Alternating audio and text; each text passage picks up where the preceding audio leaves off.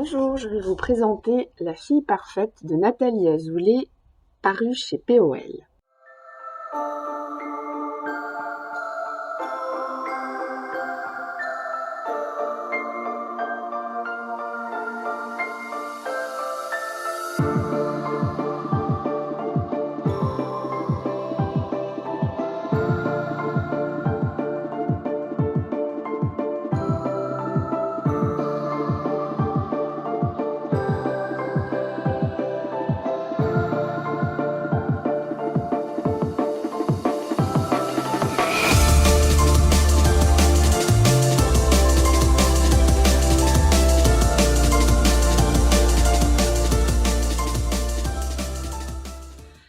C'est l'histoire de deux petites filles qui deviennent des femmes. Elles ne sont pas sœurs, mais ce sont les meilleures amies du monde.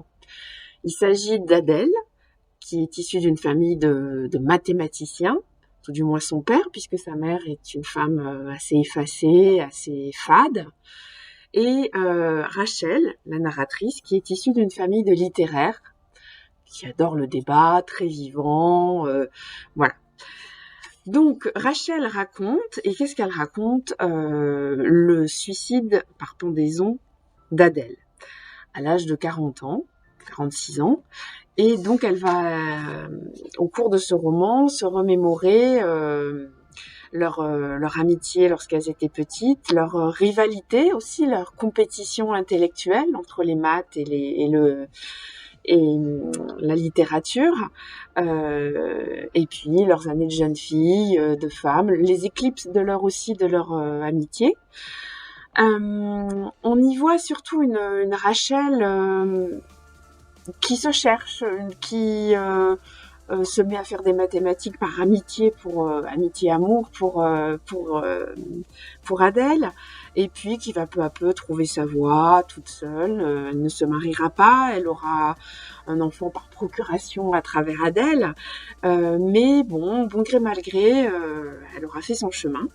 Alors que tout lui souriait, une brillante carrière de mathématicienne, un mari, un enfant, elle finalement a brutalement craqué et a décidé de se suicider. Vers la fin, on comprendra enfin Rachel comprendra enfin les vraies raisons du suicide d'Adèle, qui était finalement en germe depuis l'enfance.